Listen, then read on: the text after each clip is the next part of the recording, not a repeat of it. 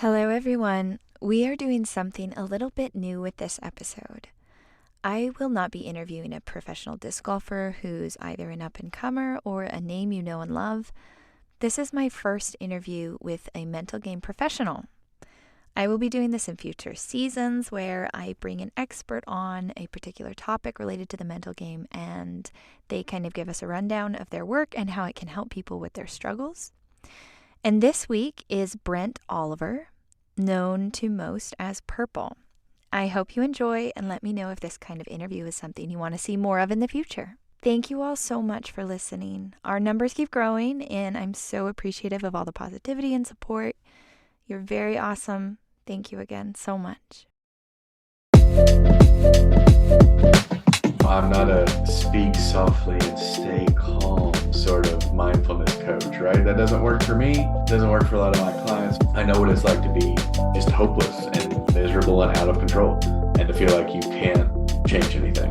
Take care of your mental health and don't worry about how it looks.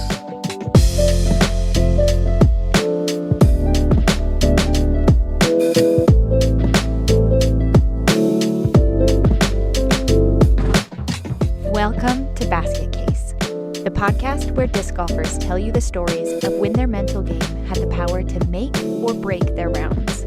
Let's gain some experience, work on our brains, and hit some chains. This week features Brent Purple Oliver. Brent is a professional mindfulness coach who specializes in disc golf, and he's worked with big names and small. He was a painfully shy kid who became a spectacular disaster in his 20s, like most of us. Hear his journey, learn more about mindfulness and how it can increase your enjoyment of the game and decrease the suffering surrounding it.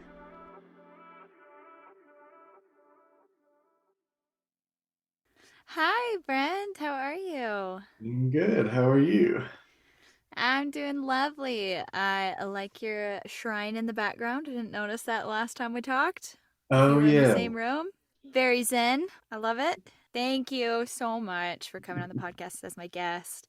So far this season, I've mostly talked to pros. So this is really cool to have an expert like you to talk about kind of how you can improve players' mental game, like really directly. I wanted to start off talking about your background and how you got started in mindfulness, kind of the journey that took you to what you're doing now.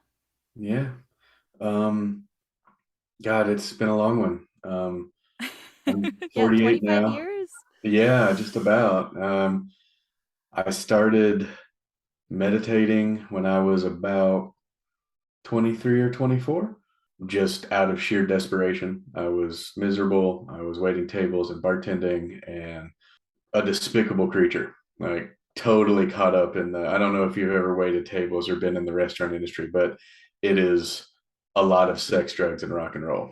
Um, and I loved it. At first I was 21 years old and I was like, well, this is perfect. I'm a college dropout. And now here's this world that was apparently created just for me. But it got old really fast and became very destructive. So yeah, I just got to the point where I was kind of teetering on the abyss, just about ready to give up and throw in the towel, and just kind of stumbled across a book on Buddhism and meditation, bought it, read it, and was like, well, I can give this shit a try. What's it gonna hurt? Things are already pretty bad. It changed everything. Yeah. I've always kind of listening to people tell stories that like somewhere in there they say, and it saved my life. You're always like, was it Batman? I mean, there's always sort of that skepticism or that eye roll when I hear people say that, and that's just a me problem. But yeah, it totally did save my life. I definitely wouldn't be here without it. So yeah, that started me out on the path, and I kept practicing, but I also kept waiting tables and bartending, which I did until about 4 years ago when I started doing this full time. It took a long time to get enough clients to be able to make ends meet, starting out in something like this, especially something like mindfulness coaching, where a lot of people might not know exactly what it is. It took a long time to get here. But yeah, I didn't know what I wanted to be when I grew up until I was like 42.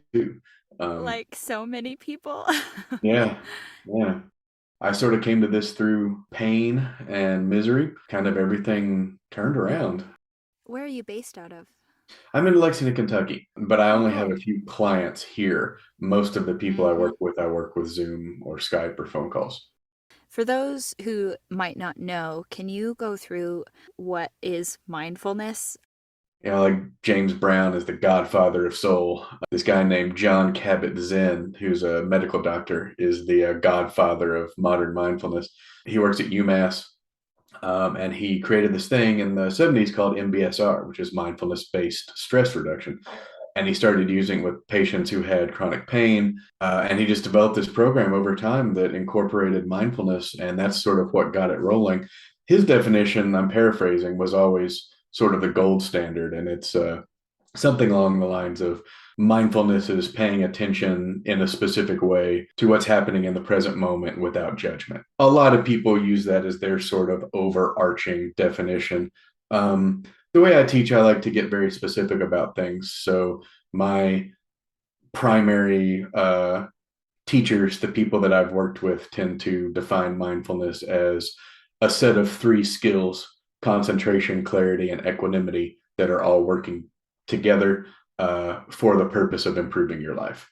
Um, I can and definitely see just offhand how those things can come together in disc golf. Before we get into like the deep parts of each of those three, which I definitely want to talk about, sure. you are very unique in as like mindfulness coaches, particularly as it pertains to disc golf, because you're an avid disc golfer and you've been disc golfing for quite a while. So tell us Yes. about your background in disc golf and Well, how that you got that felt started doing almost that. like kind of a jab. Like I've been disc golfing for so long, I should be better, right? Like it's Oh no. uh, That's how everyone feels though too. well, that might be, but yeah, I came to disc golf when I was like 32 or 33.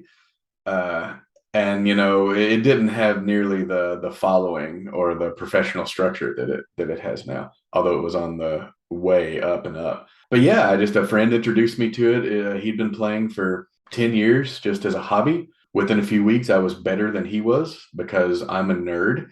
So when I get into something that I like, I tend to research it and go all out. Same. Yeah, yeah.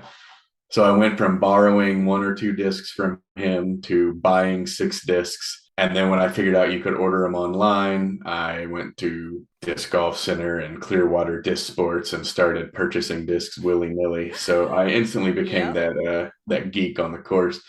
Yep. But yeah, I kind of got to a level of recreational competence that I thought was pretty decent. So I entered my first tournament probably about 5 years after I started playing and just hated it. I didn't like the pressure. It took what was a fun, relaxing, enjoyable hobby for me and made it Mhm. into something that even at the rec level was competitive enough that I didn't enjoy it that much. Yeah. That's so amazing for you to have like the self-awareness to recognize that in yourself and say, this is just a fun hobby. I'm going to keep it as a hobby. I Yeah. feel like most of the times we find out, I mean, me in particular, I do this all the time. I try and make my hobbies my jobs. Yeah. No, yeah, I do that a lot Some too. things should some things should just stay hobbies. Yeah.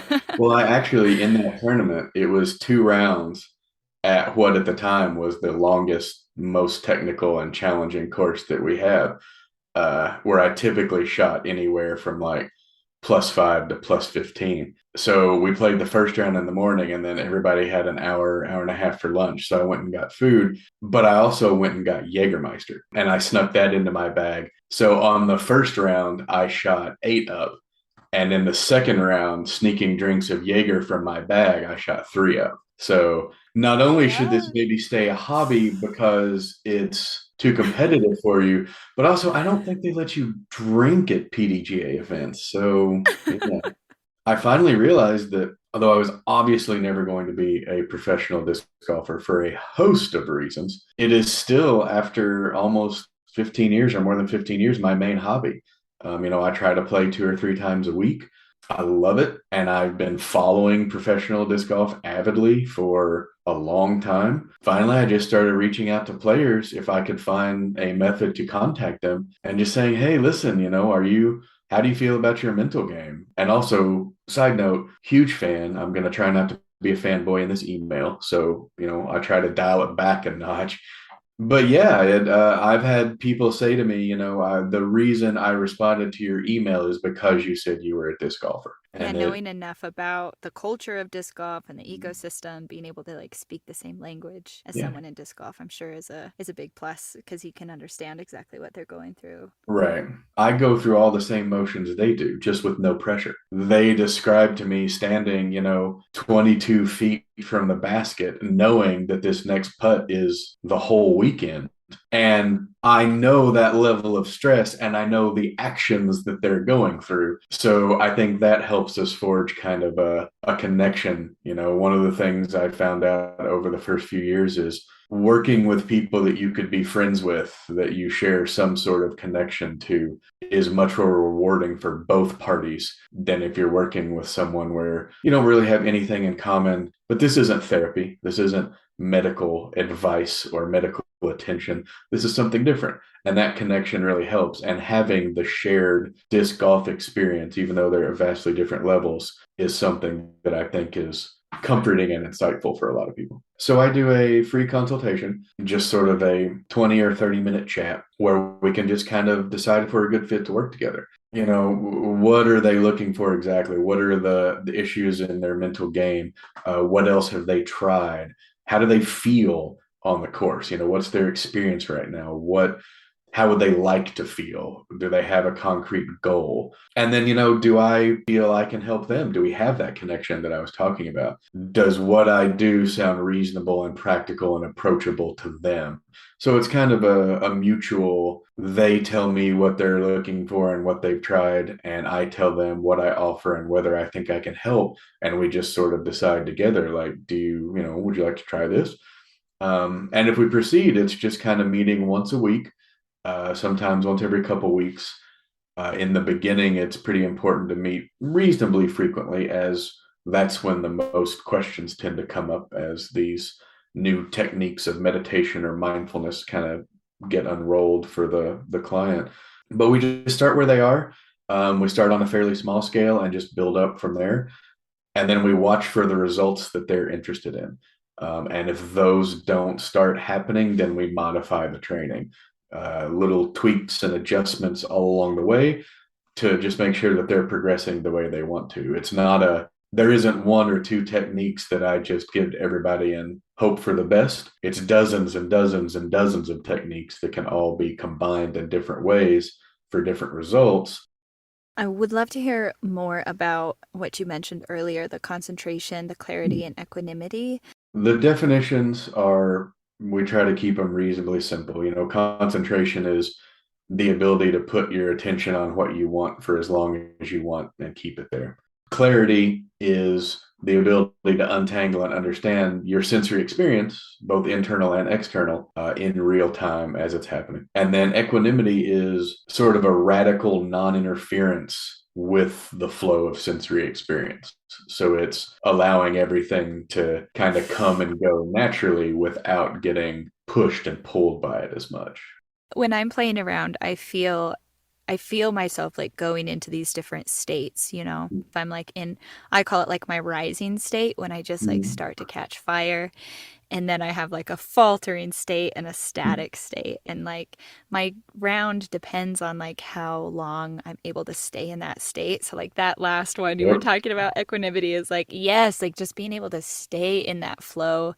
If I'm rising, stay rising, or if something happens, like not go into like starting to falter. Yes, Like, that's exactly it. And that's a great example. And you used the word states and then said often your round is dependent on those states. Mindfulness training is about creating traits, not states. So ooh, those love states that. of mind that we don't really control exactly, they kind of come and go on their own, right? Like you may not even notice the thing that makes you falter slightly, and then all of a sudden 2 holes later you're like, why is everything going to hell? But that momentum is hard to break, right? Yeah. So once it starts rising, a lot of times it tends to stay rising, and once it starts falling, it tends to stay falling. Those are the states that we work with. But concentration, clarity, and equanimity are traits. that get rewired in our brain, and they enable us to work within those states in a much better way. It enables us to go with those flow states in a way that is more complete and connected, and to disidentify with the faltering states in a way that makes it less personal and breaks its momentum. You may be rising, you may be falling, but as your concentration, clarity, and equanimity increase, those states become less important as your baseline continues to rise, your resilience continues to rise. Those, because you can enjoy the rising when it happens, but you cannot get pushed around or take it personally or feel, dejected when it starts to fall. Your skills stay high, even though your traits stay up there, even though the states fluctuate. Oh, I love that so much. I love the distinction of like traits, not states, because Mm. states feels so out of control. It's like I'm Yes. put into this situation versus traits are like this is something I can learn and work on and like grow like it's a muscle. Yeah. And the longer I practice that, the better I become. I can control what state I'm in, basically, Yeah. because I've gained these traits. So as far as like specific examples, just some ways I work with people and some ways I use it in my own game, concentration, that would allow you to focus more tightly on the specific shot you need to throw right then. So if your attention is 90 or 100% on executing the throw, then it's not on the gallery or background noise or nerves. All that stuff is still there, but you are tightly focused on the physical activity of throwing the shot that you have already envisioned, right? So envisioning your line, creating your line mentally is much faster and smoother. Keeping your focus on what needs to be done physically to execute it is also tighter and more focused. And then clarity, maybe you're sitting there pre-round, you're feeling the pre-round jitters. Those are normal and healthy. Like if you didn't have any jitters, then you may not be involved enough for that to work out. Jitters are pretty typical and pretty healthy. But you would be able to more easily identify when something like that becomes anxiety or trauma or unmanageable stress. The difference is not always apparent because everything in our day-to-day lives can be kind of a mishmash emotionally, just a big ball of emotions.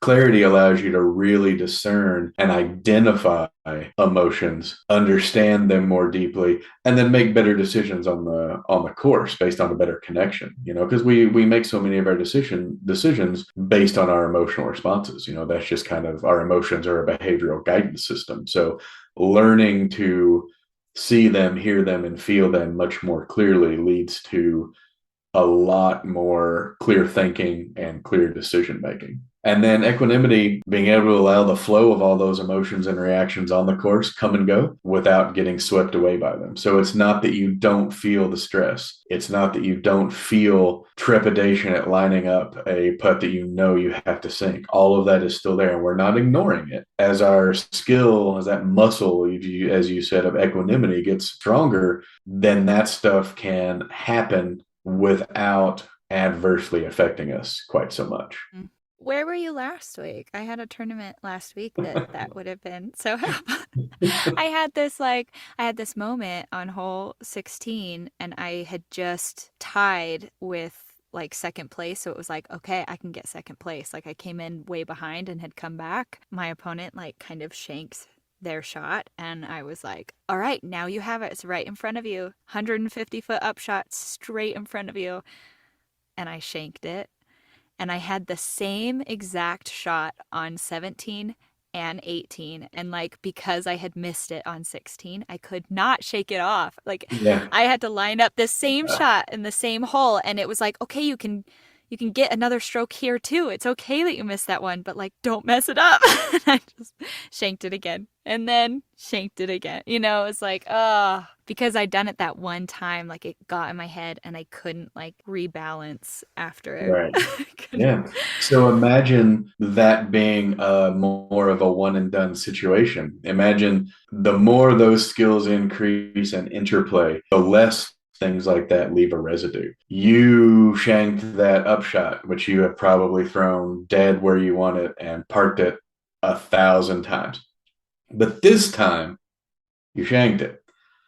And then you shank the next two because the residue of that first one emotionally and mentally was still Yes, that's there. Yeah. such a good word for it. That's exactly right. So equanimity reduces friction, and the less friction there is, the less residue there is. So if that experience could just pass through, you might be pissed, you might be hurt, you might be sad, but that doesn't have to carry with you for the final three holes. If you can experience those things as they surge through as you're walking to your next shot, and then by the time you line it up, those things are mostly gone because you didn't resist them. The resistance is what makes them all sticky and creates all that friction. Equanimity lowers the resistance to them, and so they just pass through a lot more smoothly.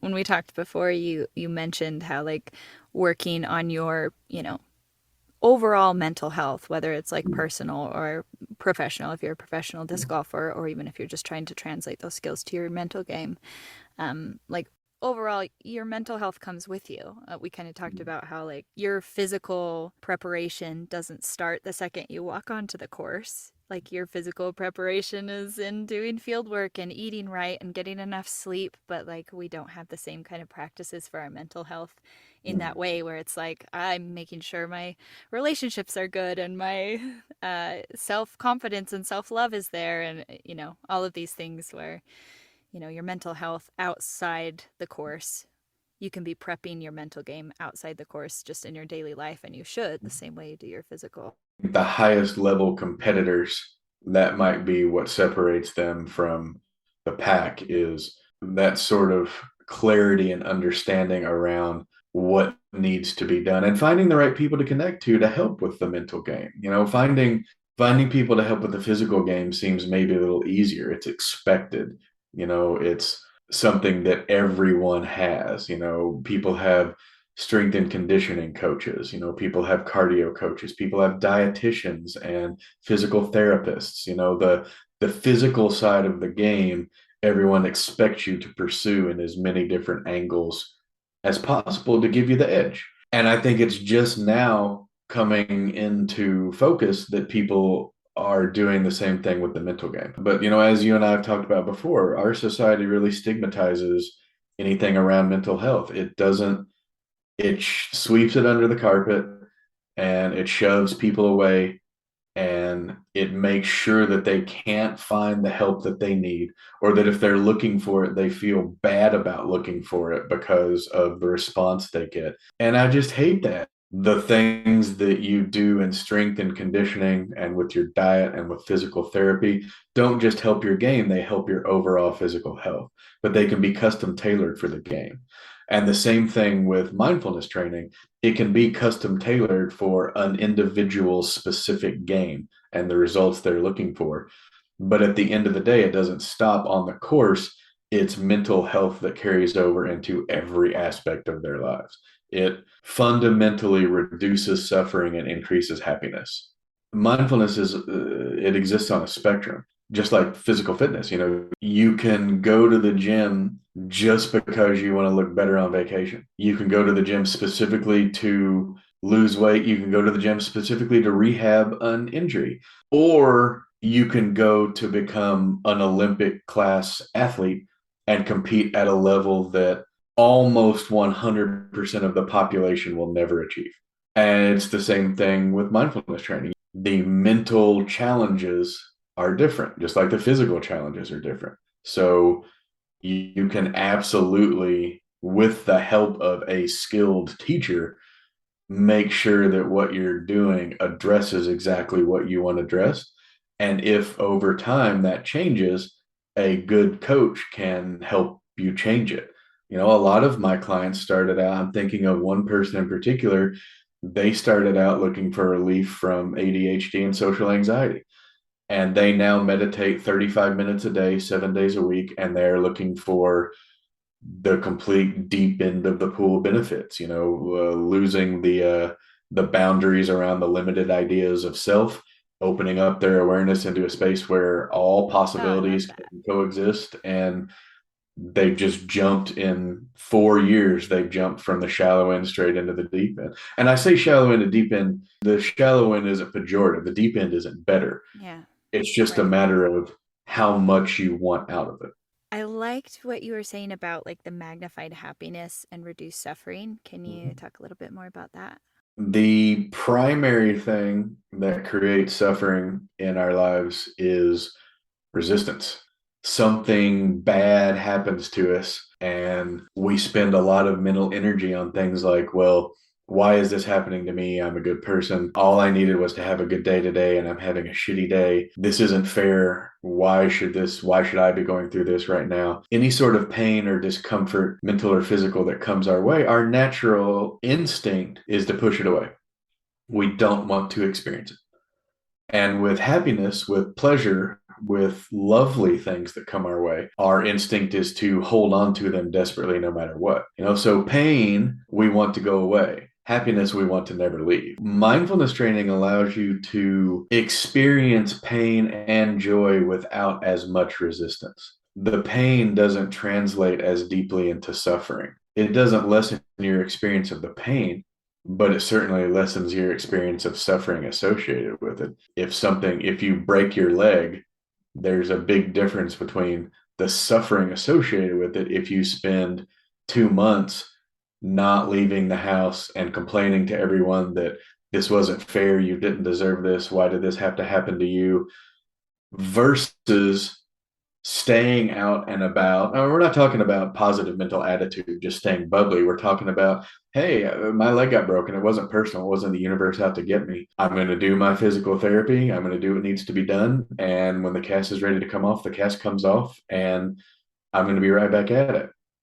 There's still pain associated there, but there's not as much suffering. If you can let the mental and emotional resistance to that pain come and go without trying to push it away, then it leaves without that residue that we were talking about. And you can experience the pain of the actual broken leg and the recuperation without having to be mired down in the suffering, the mental and emotional aspect that comes along with it. And then the same thing with happiness. If you can experience the pure joy of your child being born without grasping onto it and thinking, this level of happiness is sublime, I hope it never goes away. And then when it does start to fade or go away, there's a suffering that comes along with that, because you're like, well, why can't I have that all the time?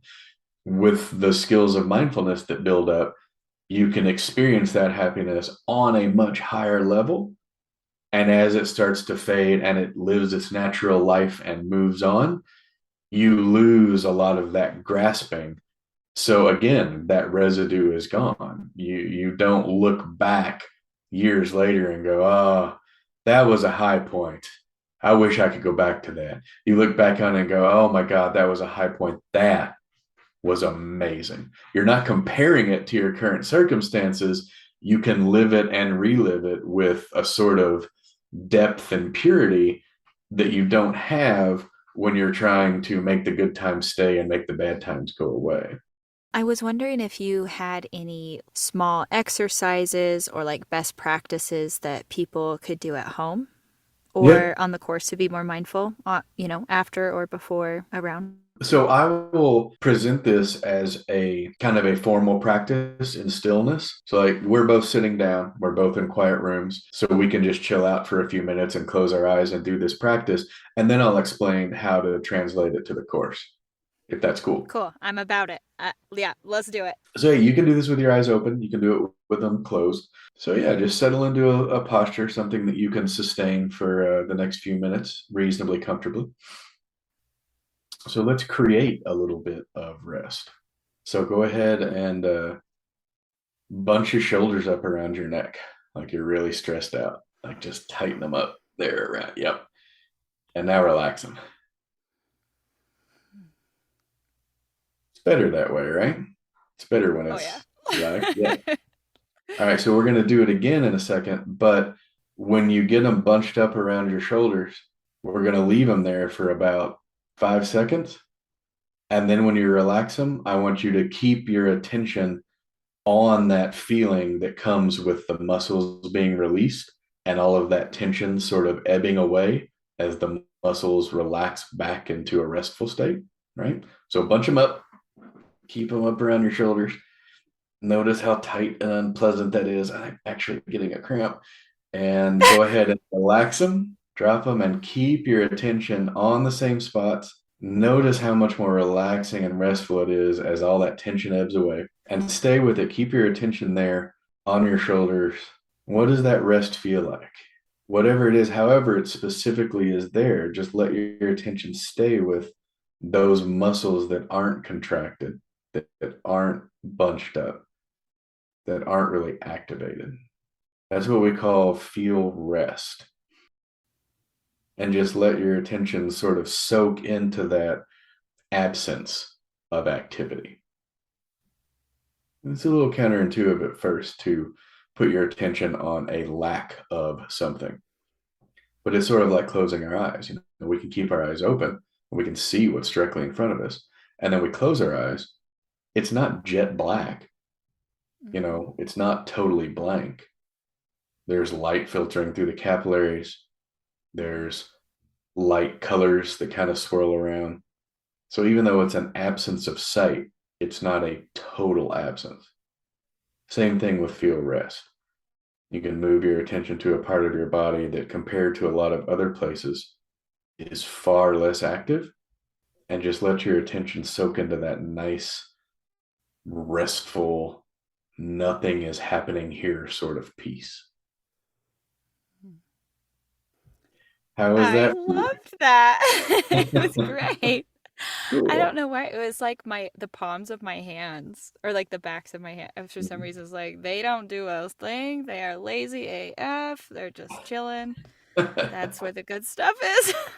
Yeah, no, that's perfect. Everybody I finds a love few it. spots that are their go-tos. You know, I work with a lot of clients on the course for this. So yeah, you're at 18 feet out and you know you have to make this. Everybody else is lining up their putts and getting ready. You're going to be the last one to toss. While you're standing there with your cart or your bag, while you're waiting, can you place your attention somewhere away from all of the nerves, the anxiety, the stress? Can you find a place on your body that isn't particularly active? So you're standing up, so maybe not the feet, but your hands might be hanging at your side. They might be on the handle of your cart. They could be a place where there's not a lot of activity. The elbows, the earlobes. You know yourself. You know your body. You will be able to find a couple of spots where you can routinely find rest. So you can do that for 10 or 15 seconds while someone else is putting. You can do it for 10 or 15 seconds while the last person in front of you puts. You can step up to your lie with your putter, get everything settled, go through your pre shot routine. And for the last 5 seconds before you throw, you can find it again. And essentially, what you're doing is you're building a momentary burst of concentration because you're putting your attention in a very specific spot and keeping it there. You're building clarity because you're paying attention to a very specific thing in a very close and clear way. And you're building equanimity because while you're doing that, all the shit's still going on in the background. The voices in the head, the nerves, the stress, the gallery, all of that is still going on, even though The you're focused on residue this from the last putt because residue from we the aren't last putt. It's still there. But because we're you not don't pros at this yet. but you don't have to do anything about all of that stuff because what you're doing is paying attention to a small spot of rest in your body, and you're building those three skills, and you're navigating away from all of the tumult so that you have a greater chance of walking up to your lie with a little bit of that peace and rest that you were just paying attention to.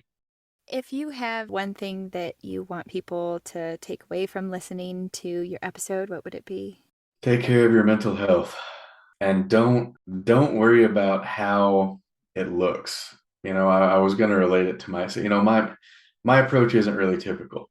You know, I'm not a speak softly and stay calm sort of mindfulness coach, right? That doesn't work for me, doesn't work for a lot of my clients. My methodology is about engaging with life at every level, Hmm. being just like a passionate part of this whole cluster that we're going through, right? I don't train people to be calm and detached. I train them Right. to find calm, to find peace, to generate it and create it and notice it and use it when they can. But I teach mindfulness with a lot of playfulness and irreverence and some cursing. That's just I love my it. personality. But I also came to mindfulness from a place of massive suffering. I know Mhm. what it's like to be just hopeless and miserable and out of control and to feel like you can't change anything. I learned to work with that, to work with myself to reduce that suffering. So that's where I kind of teach from my experience in that awful place, but with a lot of light and warmth and humor. I'm not for everybody. Um, but this is a highly particular, intimate thing that we're doing. It's very unique and individual and personalized. And if people are interested in improving their game or improving their mental health, you should look around and find someone that you have a connection with, someone that you feel can understand and get on board with what you're going through and what you're doing. And yeah, I think that's the first step towards normalizing all of this and really making the whole population feel like, hey, this is just another facet of existence we all have to take care of. I love it so much. Thank you so much for coming on and all of your expertise. Wonderful. Thank you so much. This was great.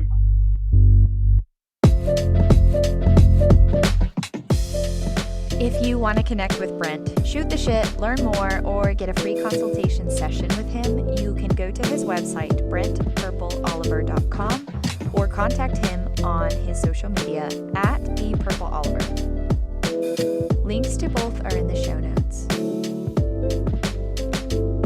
If you have your own perspective on mental game, mindfulness, or a story to share, email me at discgolfbasketcase@gmail.com or reach out on social media and we will make it happen. As always, if you like the show, rate, review, and follow us. It helps the podcast get discovered, climb the charts, get more sponsors, all the things. So a little review can go a long way. Thank you so much for listening. And as always, full send, everybody. No guts, no glory. No brains, no chains. Goodbye.